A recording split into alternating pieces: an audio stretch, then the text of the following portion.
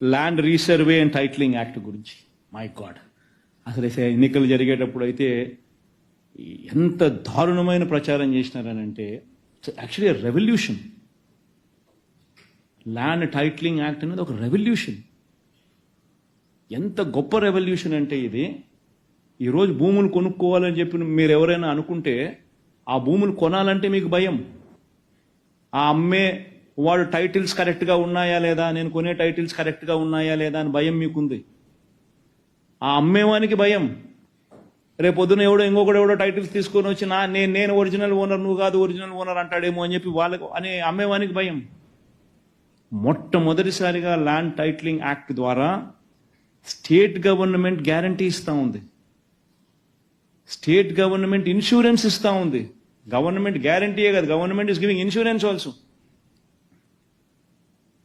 కొనేవానికి అమ్మేవానికి state government guarantee ఇస్తా ఉంది. నీ టైటిల్స్ నేను భరోసా అని, అంటే నీ టైటిల్స్ను వెరిఫై చేసి, నీ టైటిల్స్ను గవర్నమెంట్ వెరిఫై చేసి, నీ కోసం అని చెప్పి రాళ్ళు, సరిహద్దు రాళ్ళు నువ్వు చూపించిన చోట గవర్నమెంట్ పెట్టి, నీ కోసం ఫ్రీగా గవర్నమెంటు ప్రతి గ్రామ సచివాలయంలో ఒక సర్వేయర్ను నియమించి 15,000 మంది సర్వేయర్లను నియమించి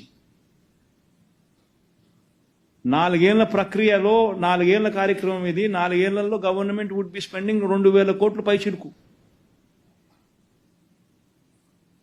on survey equipment, on surveyors salaries, on the stones. నీ కోసం పాతుతా ఉన్న ఈ స్టోన్స్ గవర్నమెంట్ సర్వే చేసి, నువ్వు చూపించిన సరిహద్దుల్లో సరిహద్దురాలు నీ కోసం గవర్నమెంట్ నాటించి, నీ కోసం గవర్నమెంట్ సర్వే చేసి నీకు ఆ డాక్యుమెంట్స్ ఇస్తా ఉంది. నీ డాక్యుమెంట్స్ గవర్నమెంట్ గ్యారంటీ ఇస్తా ఉంది. నీకు భరోసాగా గవర్నమెంట్ నిలబడతా ఉంది. That is land titling act. అని ఏమేమో ప్రజలలో అపోహలు క్రియేట్ చేసి, దాన్ని నాశనం చేసి, చివరికి దాని గురించి దుష్ప్రచారం చేసి, ఆ దుష్ప్రచారం నుంచి బయట పడలేక దాని ల్యాండ్ టైటిలింగ్ యాక్ట్ను అసెంబ్లీలో క్యాన్సిల్ చేసినారు. అసెంబ్లీలో తీర్మానం చేసి రద్దు చేసినారు. రద్దు చేస్తానే కేంద్ర ప్రభుత్వం అనింది, రివర్స్ అనింది. కేంద్ర ప్రభుత్వం అనింది, ఎవరైతే ల్యాండ్ రిఫార్మ్స్కు సంబంధించి reforms in land administration and management గురించి ఎవరైతే అడుగులు ముందుకు వేస్తారో వాళ్లకు central government is incentivizing, giving them 50-year loan, interest-free loans, giving them 50 years interest-free loans for capital expenditure అని బడ్జెట్లో నిన్న కేంద్ర ప్రభుత్వం ఫైనాన్స్ మినిస్టర్ చదివింది.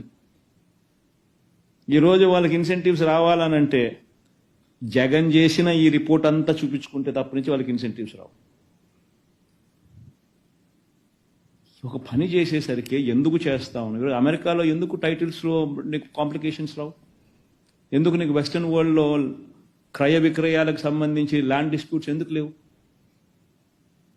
ఎందుకనంటే టెక్నాలజీ ద్వారా నువ్వు సర్వేలు 15,000 మంది సర్వేలను ఉపయోగించి, రోవర్లు కొని, ప్రతి గ్రామ సచివాలయంలో ఇవన్నీ పెట్టి, నువ్వు ఇవన్నీ సరిహద్దురాలను నాటించి, రికార్డ్స్ అన్ని అప్గ్రేడ్ చేసి, ఈ రికార్డ్స్ అన్ని అప్డేట్ చేసిన రికార్డ్స్ అన్ని కూడా మళ్ళీ మ్యూటేషన్స్ చేసి, మ్యూటేషన్స్ పూర్తి చేసి, సబ్ డివిజన్స్ కంప్లీట్ చేసి, రికార్డ్స్ అన్ని అప్డేట్ చేసి,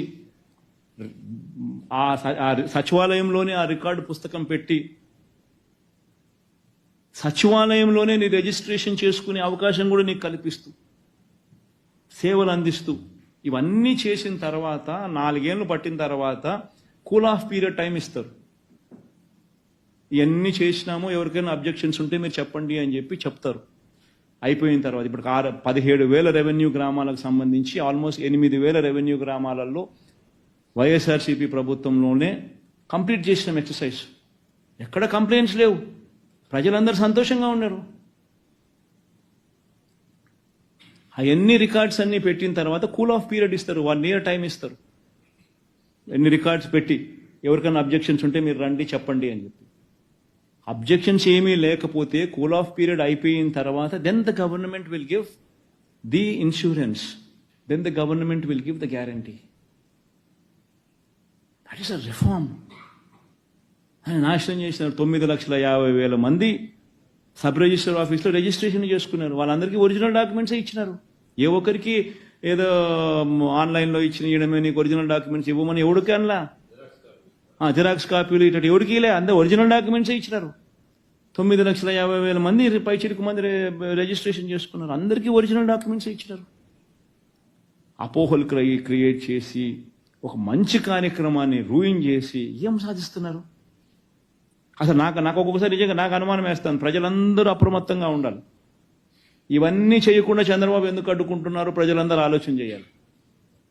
బహుశా వాళ్ళ మనుషులు ఈ పత్రాలన్నీ కూడా మార్చేసుకొని, ఈ డాక్యుమెంట్స్ అన్నీ కూడా వాళ్ళ పేరుతో వాళ్ళు మార్చేసుకొని, అలా మార్చుకునేదానికి అవకాశం కల్పించుకునే దానికోసం చంద్రబాబు నాయుడు ఇదేమైనా చేయకుండా అడ్డుకుంటా ఉన్నాడా అన్నది ప్రజలందరూ ఆలోచన చేయాలి. ఎందుకంటే ఇది ఒకసారి జరిగిందని అనుకో, గ్రామ సచివాలయంలోనే జరుగుతుంది, సచివాలయం పరిధిలోనే సర్వే జరుగుతుంది, సచివాలయం పరిధిలోనే అదే వాళ్ళ ల్యాండ్లోనే రాళ్ళు పాతుతారు. వాళ్ళు చూపించిన చోటే రికార్డ్స్ అన్ని వాళ్ళ చేతుల్లోనే ఇస్తారు. అప్డేట్ చేసిన రికార్డ్స్, మ్యూటేషన్స్ అప్పటికప్పుడే జరిగిపోతాయి, సబ్ డివిజన్స్ అక్కడికక్కడే జరిగిపోతాయి. జరిగిపోయిన తర్వాత వాళ్ళకి అందరికీ ఇస్తారు. ఇవన్నీ అక్కడే జరుగుతాయి. ఇవన్నీ జరగకోకుండా డిస్ప్యూట్లను అట్లనే పెట్టి చేసేసి ల్యాండ్ డిస్ప్యూట్స్ అన్ని అట్లనే కొనసాగించి చంద్రబాబు నాయుడు తక్కువ రేటుకు వాళ్ళ మనుషులు దీన్ని కొనుగోలు చేసేదానికోసం ఆ రకంగా చంద్రబాబు నాయుడు ఏమైనా చేస్తా ఉన్నాడేమో ప్రజలందరూ కూడా ఆలోచన చేయాలి.